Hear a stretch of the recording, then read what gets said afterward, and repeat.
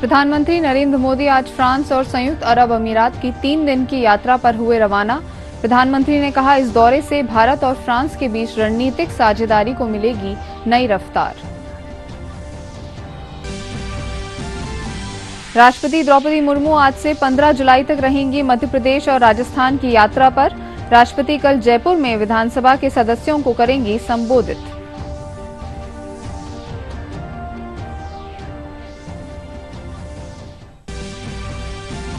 सीकर जिले में फतेहपुर में पुलिस ने बैंक लूट के आरोपी को किया गिरफ्तार। भरतपुर में पेशी पर ले जा रहे कैदी की हत्या कर भागे 4 बदमाशों को पुलिस ने दबोचा।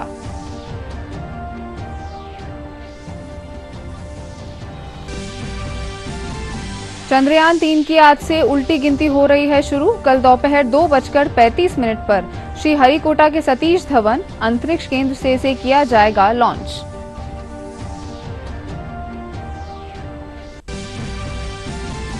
और प्रदेश में मानसून का दौर फिलहाल पड़ा धीमा। मौसम विभाग ने पूर्वी और पश्चिमी राजस्थान में कुछ स्थानों पर जताई बारिश की संभावना।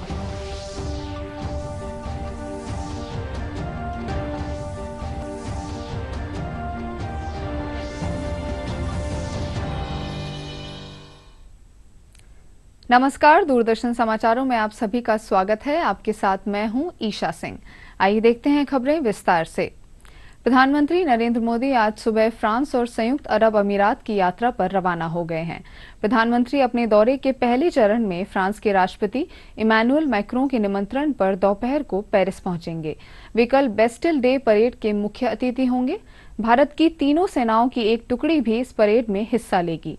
इससे पहले प्रधानमंत्री ने कहा कि इस दौरे से भारत और फ्रांस के बीच रणनीतिक साझेदारी को नई रफ्तार मिलेगी। अपने विदेश दौरे के दूसरे चरण में प्रधानमंत्री 15 जुलाई को आबू धाबी पहुंचेंगे। प्रधानमंत्री नरेंद्र मोदी आज फ्रांस और संयुक्त अरब अमीरात की यात्रा पर रवाना हो गए हैं। इस दौरान न केवल तमाम द्विपक्षीय मसलों पर विस्तार से बात होगी, बल्कि अंतर्राष्ट्रीय मसलों पर भी विचार विमर्श। फ्रांस के राष्ट्रपति इमैनुअल मैक्रों के निमंत्रण पर प्रधानमंत्री 13-14 जुलाई को पेरिस का दौरा भी करेंगे। प्रधानमंत्री 14 जुलाई 2023 को बेस्टिल डे परेड में मुख्य अतिथि होंगे। इस परेड में तीनों सेनाओं के भारतीय सशस्त्र बलों का एक दस्ता भी हिस्सा लेगा। और वहीं अपनी इस यात्रा के दौरान प्रधानमंत्री मोदी राष्ट्रपति मैक्रों से औपचारिक वार्तालाप भी करेंगे। राष्ट्रपति मैक्रों प्रधानमंत्री के सम्मान में एक राजकीय भोज के साथ साथ एक निजी रात्रि भोज की भी मेजबानी करेंगे। प्रधानमंत्री मोदी अपनी इस यात्रा में फ्रांस के प्रधानमंत्री के साथ साथ फ्रांस की सीनेट और नेशनल असेंबली के अध्यक्षों से भी मुलाकात करेंगे। वो फ्रांस में भारतीय प्रवासियों, भारतीय और फ्रांसीसी कंपनियों के मुख्य कार्यकारी अधिकारियों और प्रमुख फ्रांसीसी हस्तियों के साथ व्यक्तिगत रूप से बातचीत करेंगे। विदेश सचिव विनय क्वात्रा के मुताबिक भारत और फ्रांस के बीच लंबे समय से रणनीतिक साझेदारी है।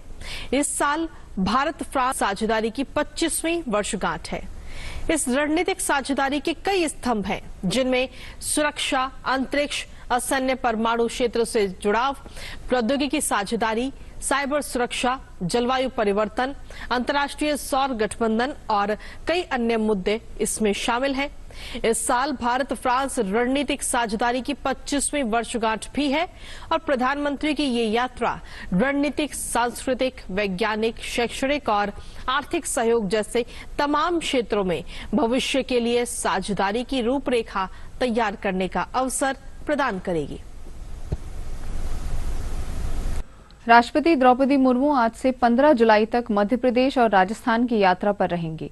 राष्ट्रपति आज मध्य प्रदेश के ग्वालियर में अटल बिहारी वाजपेयी भारतीय सूचना प्रौद्योगिकी और प्रबंधन संस्थान के चौथे दीक्षांत समारोह में भाग लेंगी। राष्ट्रपति 14 जुलाई को जयपुर में विधानसभा के सदस्यों को संबोधित करेंगी। इसी शाम को वे राष्ट्रमंडल संसदीय संघ के तत्वावधान में राजस्थान विधानसभा द्वारा आयोजित एक सेमिनार को भी संबोधित करेंगी। राष्ट्रपति द्रौपदी मुर्मू कल राजस्थान के दौरे पर आएंगी। राष्ट्रपति जयपुर में राजस्थान विधानसभा के 8वें सत्र के दौरान अपना विशेष संबोधन देंगी। राष्ट्रपति द्रौपदी मुर्मू का यह विधानसभा में पहली बार संबोधन होगा। राज्यपाल कलराज मिश्र और विधानसभा अध्यक्ष डॉक्टर सीपी जोशी सहित विधायक मौजूद रहेंगे। राष्ट्रपति शाम को राष्ट्रमंडल संसदीय संघ के तत्वावधान में विधानसभा में आयोजित सेमिनार को भी संबोधित करेंगी। राष्ट्रपति का कल खाटू श्याम जी जाने का भी कार्यक्रम है। सीकर जिले में फतेहपुर में एक बैंक में 6 जुलाई को हुई लाखों रुपए की लूट के मामले में पुलिस ने एक आरोपी को गिरफ्तार किया है। पुलिस अधीक्षक करण शर्मा ने बताया कि आरोपी से लूटे हुए 11 लाख रुपए बरामद किए गए हैं। उन्होंने बताया कि आरोपी ने 6 जुलाई को 24,89,000 रुपए लूटे थे। पुलिस आरोपी से लूट के बाकी रुपयों को बरामद करने का प्रयास कर रही है। जैसा कि आपको ध्यान है, 6 जुलाई को हरसावा बड़ा में जो फतेहपुर इलाके में है, यस बैंक की शाखा से करीब 25 लाख रुपए एक व्यक्ति के द्वारा लूट कर ले जाने की घटना हुई थी। उस घटना के पश्चात हमारी टीम ने, मैंने और इवन हमारे आईजी रेंज हैं उमेश चंद्र दत्ता सर ने भी मौके का निरीक्षण किया था। सभी टीमों को से बात करके और एक स्पेशल टीम इस घटना को खोलने के लिए लगाई थी। राजेश विद्यार्थी जो हमारे सीओ फतेहपुर हैं, उनके नेतृत्व में हमारी टीम ने काफ़ी मेहनत की और उस दौरान मेहनत के दौरान ये पता चला कि उसी दिन इसी व्यक्ति द्वारा फतेहपुर में इस तरह के दूसरे bank, union bank of India में भी इस तरह का प्रयास किया गया था। वहाँ से इसके कुछ फुटेज मिले, उसके आधार पर हमारी टीम ने काफ़ी प्रयास करने के बाद और टेक्निकल सर्विलेंस और जो कैमरे थे उनके फुटेज देखने के बाद आज मुलजिम जो है मुकेश गढ़वाल है, ये आलसर बलारा थाने का रहने वाला है, उसको दादिया के पास से अरेस्ट करने में सफलता प्राप्त की है। भरतपुर जिले में हलेना के पास आमोली टोल प्लाजा पर कुछ बदमाशों ने रोडवेज बस में पेशी पर लाए जा रहे एक कैदी कुलदीप जघीना की गोली मारकर हत्या कर दी। वहीं दूसरा कैदी विजयपाल घायल हो गया। घटना के बाद पुलिस ने आरोपियों का पीछा करते हुए 4 बदमाशों को बयाना के पास से गिरफ्तार कर लिया है। इस दौरान बदमाशों ने पुलिस पर जानलेवा हमला भी किया। जवाबी कार्रवाई में पुलिस की ओर से भी फायरिंग की गई, जिसमें 2 बदमाशों के घायल होने पर उन्हें अस्पताल में भर्ती कराया गया। पुलिस ने आरोपियों से अवैध हथियार और कारतूस बरामद किए हैं। भाजपा प्रदेश अध्यक्ष सीपी जोशी ने भरतपुर में भाजपा के मंडल अध्यक्ष की हत्या के आरोपी की पुलिस कस्टडी में गोली मारकर हत्या के मामले को संदिग्ध बताया है। उन्होंने कहा कि आमजन में विश्वास और अपराधियों में डर के पुलिस स्लोगन का प्रदेश में कोई अर्थ नहीं रहा है। उन्होंने कहा कि हो सकता है यह वारदात सोची समझी रणनीति के तहत की गई हो। नेता प्रतिपक्ष राजेंद्र राठौड़ ने घटना को लेकर कहा कि प्रदेश में ना कानून है और ना ही प्रशासनिक व्यवस्था। झुंझुनू में भारतीय जनता पार्टी की ओर से किसान जन आक्रोश महासम्मेलन का आयोजन किया गया। इस दौरान ट्रैक्टर रैली भी निकाली गई। उसके बाद पीरू सिंह स्कूल परिसर में किसान महा आक्रोश सम्मेलन का आयोजन किया गया। इस सम्मेलन को नेता प्रतिपक्ष राजेंद्र राठौड़, भाजपा प्रदेश अध्यक्ष सीपी जोशी, सीकर सांसद सुमेधानंद सरस्वती, झुंझुनू सांसद नरेंद्र कुमार खीचड़ सहित भाजपा के कई सांसद और विधायकों ने संबोधित किया। सम्मेलन के बाद भाजपा के पदाधिकारियों और कार्यकर्ताओं ने प्रदेश अध्यक्ष सीपी जोशी के नेतृत्व में झुंझुनू कलेक्ट्रेट का घेराव किया। गोवा के आंदोलन में किसने प्रमुख भूमिका निभाई शायद उसको अंदाजा नहीं होगा। कि आरएसएस नहीं होता, एक देश में 2 प्रधान 2 विधान 2 निशान नहीं चलेंगे। इस देश में परमिट प्रणाली को हमारे देश के बाहर में जाने के लिए परमिट लेना पड़ता था। अगर आरएसएस नहीं होता, आज देश की कहीं भी किसी क्षेत्र में आपदा आती है, राष्ट्रीय स्वयंसेवक संघ का कार्यकर्ता सबसे पहले वहाँ सेवा के लिए जाता है। आज कोई भी राष्ट्रीय मुद्दा हो, राष्ट्रीय स्वयंसेवक संघ जो नेशन फर्स्ट को लेकर एक राष्ट्रवादी प्रखर राष्ट्रवादी विचारधारा को लेकर सबसे आगे रहता है। आज 4.5 वर्षों के बाद इनको कई चीजें याद आई है और अब कांग्रेस को महंगाई राहत की भी याद आई है, जब जनता इनसे राहत पाना चाहती है। बुनियादी सवाल यह है कि सरकार 5 साल के लिए चुनी थी या 5 महीने के लिए, क्योंकि जब 5 महीने चुनाव के बचे तो ये कांग्रेस सक्रिय हुई है।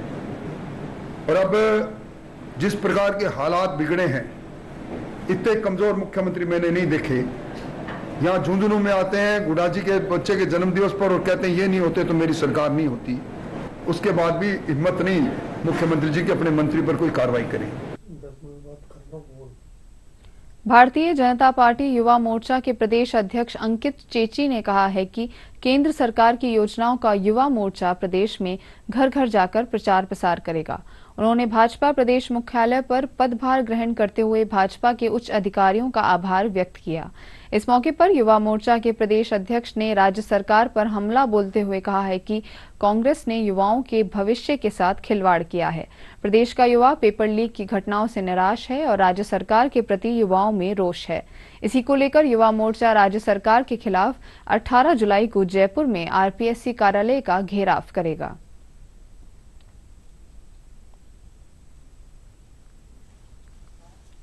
के अंदर आरपीएससी घेरने का काम युवा मोर्चा का कार्यकर्ता करेगा। पूरे राजस्थान प्रदेश से भारी संख्या के अंदर मंडल बूथ स्तर तक के कार्यकर्ता आरपीएससी घेरने के लिए अजमेर आ रहे हैं। कांग्रेस सरकार ने जो 4.5 साल के अंदर पेपर लीक के काम करे हैं, उन सभी मुद्दों को लेकर के युवा मोर्चा का कार्यकर्ता घेराव करेगा। जो युवाओं के साथ कुगात किया है, उन सभी मुद्दों को लेकर प्रत्येक जिले स्तर के ऊपर, प्रत्येक विधानसभा के अंदर कांग्रेस के नेताओं के काले चिट्टे खोलने का काम करेगा। चंद्रयान 3 की आज से उल्टी गिनती शुरू हो रही है। कल दोपहर 2:35 पर श्री हरिकोटा के सतीश धवन अंतरिक्ष केंद्र से इसे लॉन्च किया जाएगा। चंद्रमा के दक्षिणी ध्रुव पर इसकी सॉफ्ट लैंडिंग करवाने की कोशिश की जाएगी। भारत के तीसरे चंद्रमा मिशन चंद्रयान 3 की उल्टी गिनती आज दोपहर शुरू हो जाएगी। 26 घंटे की उल्टी गिनती दोपहर 1:05 से शुरू होनी है। इसरो के वैज्ञानिक LVM-3 रॉकेट के कल दोपहर तक 2:35 पर श्रीहरिकोटा के सतीश धवन अंतरिक्ष केंद्र से चंद्रयान 3 का प्रक्षेपण करने वाला है और इसके साथ ही भारत चंद्रमा की सतह पर अपना अंतरिक्ष यान भेजने वाला चौथा देश बन जाएगा। ये मिशन चंद्रमा की सतह पर सुरक्षित और सुचारू लैंडिंग कराने की भारत की क्षमताओं का प्रदर्शन करेगा। चंद्रयान 3 मिशन सफल होता है तो अंतरिक्ष के क्षेत्र में ये भारत की एक और बड़ी कामयाबी होगी। इसरो के मुताबिक चंद्रयान 3 मिशन चंद्रयान 2 का ही अगला चरण है जो चंद्रमा की सतह पर उतरेगा और परीक्षण करेगा। इसमें एक लैंडर और एक रोवर होगा। चंद्रयान 3 का फोकस चंद्रमा की सतह पर सुरक्षित लैंड करना है। मिशन की सफलता के लिए नए उपकरण बनाए गए, एल्गोरिदम को बेहतर किया गया। जिन वजहों से चंद्रयान 2 मिशन चंद्रमा की सतह पर नहीं उतर पाया था, उन पर फोकस किया गया है। यह मिशन भारत को अमेरिका, रूस और चीन के बाद चंद्रमा पर सॉफ्ट लैंडिंग वाला दुनिया का चौथा देश बनाएगा। राष्ट्रभक्ति एक नाम ही नहीं, यह राष्ट्र के प्रति प्रेम भावना से ओतप्रोत होकर किए जाने वाले कृत्य का नाम है। देश भर में लोग अपने अपने हिसाब से राष्ट्रभक्ति दिखाकर राष्ट्र के प्रति अपना समर्पण भाव दिखाते हैं। आज हम आपको नागौर जिले के डीडवाना में जलदाय विभाग कार्यालय में लोक सेवक द्वारा राष्ट्र के प्रति अपने सम्मान और राष्ट्रभक्ति की गई प्रेरित मिसाल से रूबरू करवाएंगे। पेश है एक खास रिपोर्ट। जैसे ही कार्यालय समय हुआ तो एक कर्मचारी घंटी बजाने पहुंचता है और यह घंटी लगी हुई है जलदाय विभाग कार्यालय के मुख्य द्वार पर। घंटी बजते ही जलदाय विभाग के अधिशासी अभियंता सहित विभाग में कार्यरत सभी कार्मिक एक जगह इकट्ठा हो जाते हैं। भारत माता का वंदन करते हुए सभी कार्मिक अपने अपने कक्ष में पहुंचकर अपने कार्य दिवस की शुरुआत करते हैं। हम सब लोक सेवक हैं और हम जो है जनता के लिए कार्य करते हैं और उस कार्य में जो है राष्ट्रीयता की भावना से कार्य करें तो वो कार्य जो है कहीं न कहीं जो है ज़्यादा सफल होगा। और राष्ट्रीयता की भावना के लिए जो है हम अगर कार्य की शुरुआत जो है राष्ट्रगान से करें तो हमारे अंदर जो है राष्ट्रभक्ति का संचार होगा और हर काम में हम जो है राष्ट्र की सेवा की भावना देखेंगे। तो ये स्वतः विचार है। इसके बाद में हमने जो है हमारे ऑफिस के जो कार्मिक है उनसे इस पे विचार किया और सब लोगों ने जो है इस पे सहमति जताई और ये सभी कार्मिकों की सहमति से है और हम लोग ये पिछले 3-4 महीने से जो है हमारे कार्यालय में प्रतिदिन ये राष्ट्रगान करते हैं। राष्ट्रगान के जरिए कार्यालय में कार्य की शुरुआत करने की इस पहल से कई सकारात्मक बदलाव भी देखने को मिले हैं।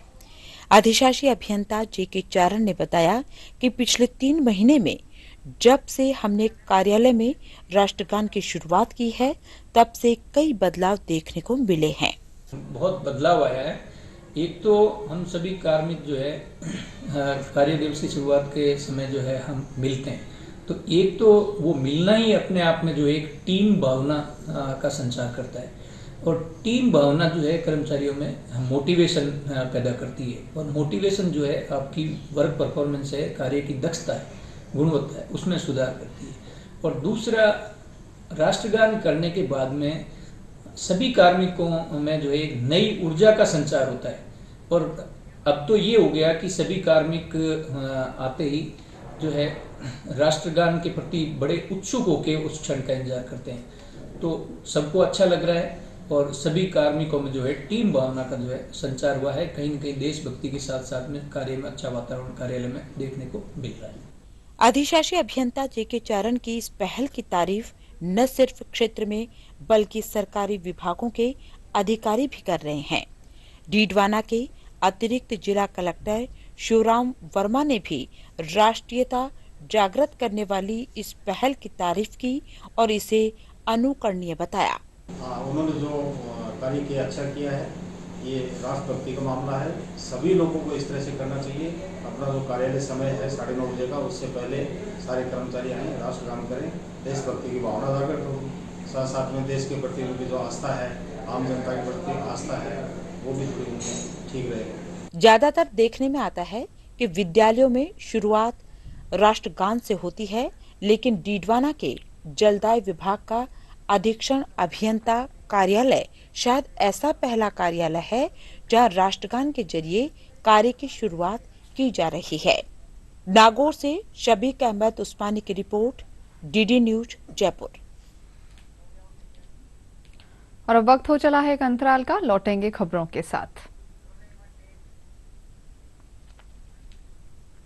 Welcome to JCRC University, the land of world-class learning, where the future looks bright and your dream takes a flight. University in the beautiful land of Jaipur, offering global placement opportunities. Visit jcrcuniversity.edu.in.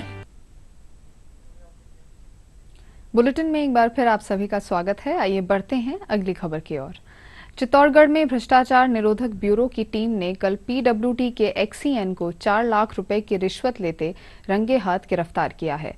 आरोपी XEN Rajendra Lakhara ठेकेदार से सड़क का bill pass करने की एवज में यह रिश्वत ले रहा था।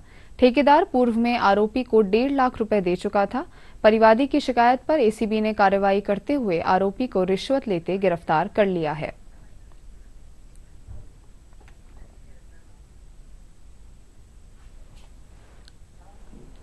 शिकायत की थी, उसके बाद में हमने जो इसमें परिवादी ने इस तरह की शिकायत दी थी कि उसका कॉन्ट्रैक्ट का काम है उदयपुर में सड़क बनाने का, और उसमें 5-6 करोड़ के काम उसमें मिले थे, जिसमें से 2 करोड़ के कामों के भुगतान में से उसे 1 करोड़ का पेमेंट हो गया था, 1 करोड़ बाकी रहे हैं उसमें पीडब्ल्यूडी के एक्शन है आरपी लखारा, वो उससे 4 लाख रुपए कमीशन के मांग रहे हैं उसमें। तो इस पर शिकायत का हम सत्यापन कराने के बाद में आज हमने परिवादी को उसमें ये आरपी लखारा के पास में पैसे देते हुए उसको रेड हैंडेड उसको हमने पकड़ा है, इसको 4 लाख रुपए का, जिसमें परिवादी ने पैसे देने के बाद इसमें हमारे को जैसे इशारा किया हम पहुंचे, लेकिन इसके बाद इसने किवाड़ बंद करके पीछे से दरवाज़ा बंद कर भागने के इसमें रोड की तरफ कोशिश की, तो हमारी टीम थी जिन्होंने उसे पकड़ लिया मौके पर ही पैसों के सहित उसमें। देसी विदेशी सैलानियों के आकर्षण का केंद्र गुलाबी नगरी जयपुर यहाँ के महल और हवेलियों के लिए ही नहीं बल्कि यहाँ की प्राकृतिक सुंदरता के लिए भी जाना जाता है। जयपुर के आमेर स्थित ऐसे ही एक प्राकृतिक स्थल भूतेश्वर महादेव मंदिर में श्रावण मास के दौरान श्रद्धालुओं के साथ साथ सैलानियों का भी तांता लगा हुआ है। सावन के महीने में शिव मंदिर में पूजा अर्चना का विशेष महत्व है। सावन के सोमवार में श्रद्धालु विभिन्न शिव मंदिरों में पूजा अर्चना करते हैं और मनोकामनाएं मांगते हैं। जयपुर के आमेर के पास पहाड़ियों के बीच में स्थित भूतेश्वर महादेव मंदिर काफी वर्षों पुराना मंदिर है, जिसका विशेष इतिहास है। यह है 2400 वर्ष पुराना भूतेश्वर मंदिर है और ये आमेर और जयपुर न बसा ओवर पहले का राव रात का रात था। स्वयं मूर्ति है ये पधराई हुई मूर्ति नहीं है। और जब की मीणों को राज आया जब सभा मंडप का निर्माण किया। सावन के महीने का यही है कि यहाँ जो भी आता है, कोई बेल पत्थर चढ़ाने आता है, जल चढ़ाने आता है, कोई सावन का व्रत करता है, वो अपने कुछ मांग के जाता है, उसका भी काम होता है। अरावली की पहाड़ियों के बीच में स्थित ये मंदिर प्राकृतिक सौंदर्य की अनुपम छटा लिए हुए है। विभिन्न पहाड़ी रास्तों और हरियाली के बीच विभिन्न पशु पक्षियों को भी यहाँ आने वाले श्रद्धालु निहारते हुए मंदिर तक पहुंचते हैं और मंदिर में दर्शन करते हैं। तो सावन के महीने में जब आते हैं, यहाँ गोट भी होती है, सहस्त्र घट भी होते हैं यहाँ पे, और काफ़ी टाइम से हो रहे हैं। तो मुझे तो आते हैं यहाँ 25 से 30 साल हो गए। जब 5-6 साल का था तभी से आ रहा हूँ। जो भी अपनी इच्छा लेके यहाँ पे आते हैं भोलेनाथ के आंगन में, मंदिर में, द्वार पे, तो उनकी इच्छा जरूर पूरी होती है। तो हम भी अपनी इच्छा लेके पूरे आए हैं। और चारों तरफ एक तरह से टूरिस्ट स्पेस भी है जहाँ पे सब लोग आते हैं, अपनी मनोकामना पूरी करते हैं। भूतेश्वर महादेव जी के बारे में हमने जाना था, तो उनको देखने के लिए हमने यहाँ पे सर्व करा था। ये मंदिर बहुत प्राचीन है, तो इसके बारे में हमने देखा था रील्स पे, तो उसको देखकर हम यहाँ पर आए थे। बहुत अच्छा लगा यहाँ के। सावन के महीने में सोमवार को शिव मंदिर में पूजा अर्चना का अलग महत्व है। श्रद्धालु इन खास दिनों में शिव मंदिरों में पहुंचकर पूजा अर्चना करते हैं और मनोकामनाएं मांगते हैं। ब्यूरो रिपोर्ट, दूरदर्शन समाचार, जयपुर। गुलाबी नगर हमेशा से ही देशी विदेशी सैलानियों का पसंदीदा स्थान रहा है। यहाँ आने वाला हर पर्यटक यहाँ की स्थापत्य कला को देखकर अभिभूत होता है। मानसून के मौसम में इन दिनों जयपुर का मौसम भी खुशनुमा नजर आ रहा है। पेश है हमारे संवाददाता अलीमुद्दीन की एक report.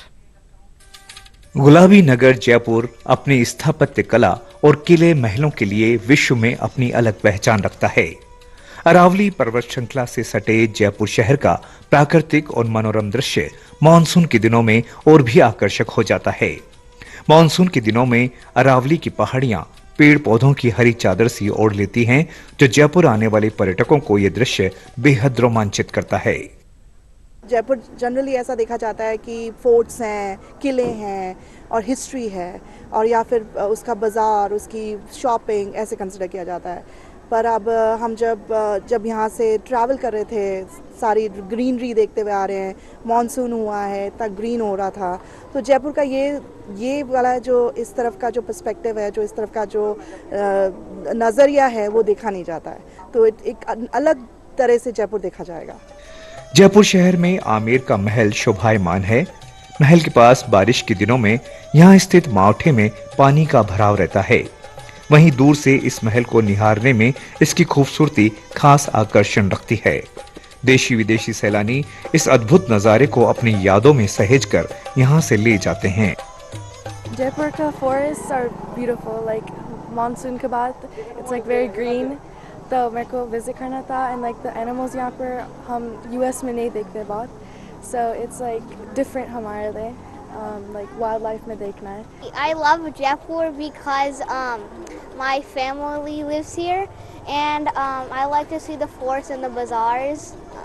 The Amer Fort is a very high-tech fort, and because its architecture is really good. Jaipur की पहचान जहां पिंक सिटी से तो है ही, वहीं यहाँ का सिटी पैलेस, जंतर मंतर, हवा महल, अल्बर्ट हॉल, जल महल और अन्य पर्यटक स्थल देखकर जयपुर भ्रमण को आने वाले पर्यटक अभिभूत होते हैं। मानसून के दिनों में पहाड़ियों की ओट में बसा जयपुर हरियाली और खुशनुमा मौसम में किसी हिल स्टेशन जैसा प्रतीत होता है। जयपुर के आमेर स्थित तलहटी में ये प्राकृतिक और मनोरम दृश्य हमें हिल स्टेशन की याद दिलाता है। जयपुर आने वाला पर्यटक यहाँ के किले, महल और हवेलियों को लिए तो देखता ही है, साथ ही वो यहाँ आकर प्राकृतिक दृश्यों का भी लुत्फ उठाता है। मेरे सहयोगी कैमरामैन केदार प्रसाद शर्मा के साथ दूरदर्शन समाचारों के लिए मैं अलीमुद्दीन।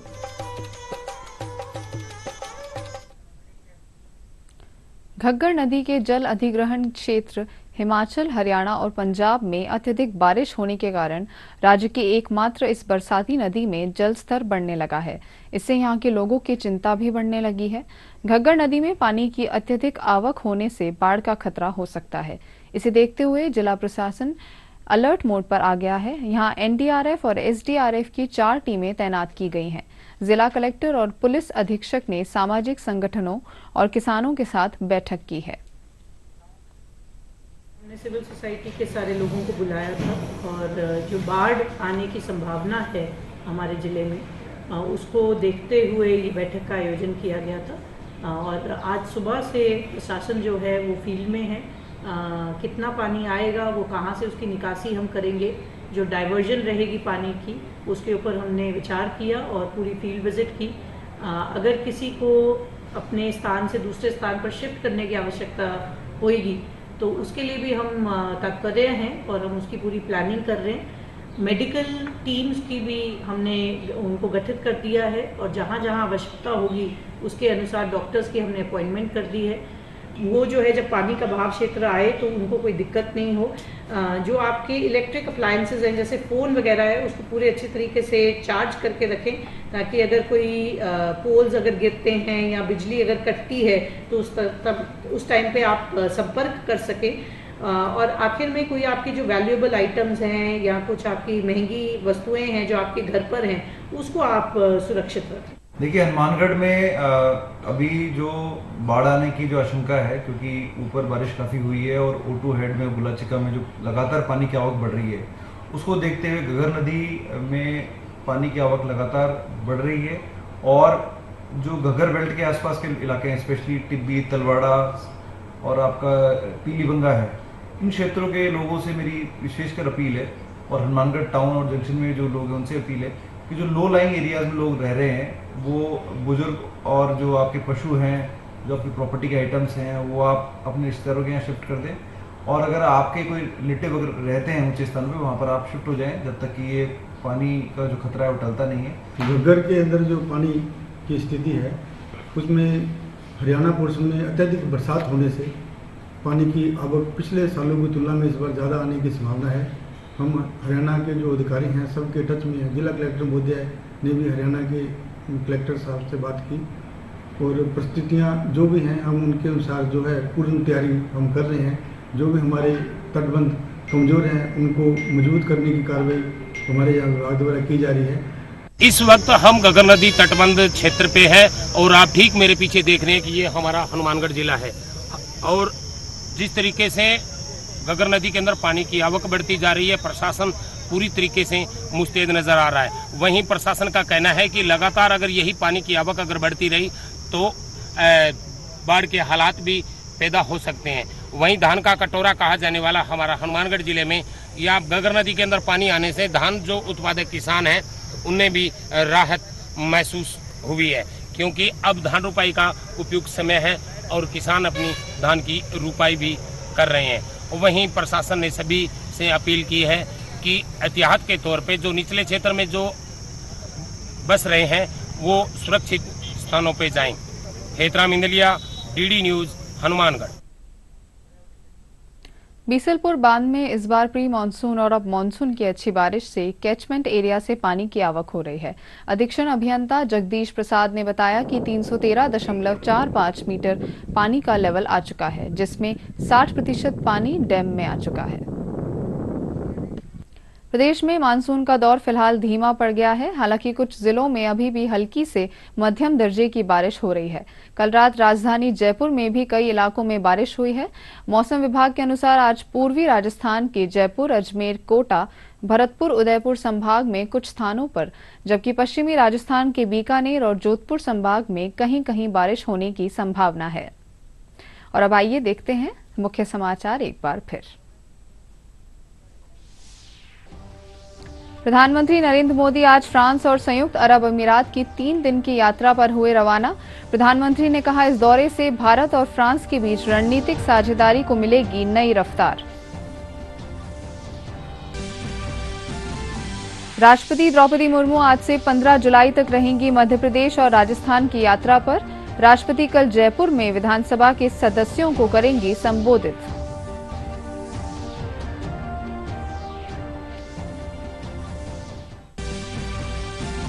सीकर जिले में फतेहपुर में पुलिस ने बैंक लूट के आरोपी को किया गिरफ्तार। भरतपुर में पेशी पर ले जा रहे कैदी की हत्या कर भागे 4 बदमाशों को पुलिस ने दबोचा।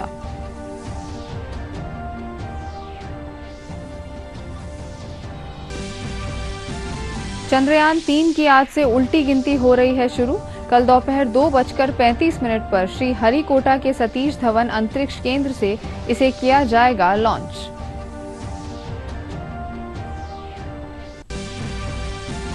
और प्रदेश में मानसून का दौर फिलहाल पड़ा धीमा।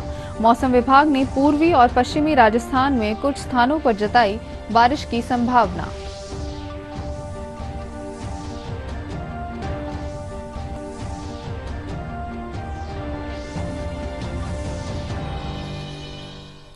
इस बुलेटिन में फिलहाल इतना ही। दीजिए इजाजत। नमस्कार।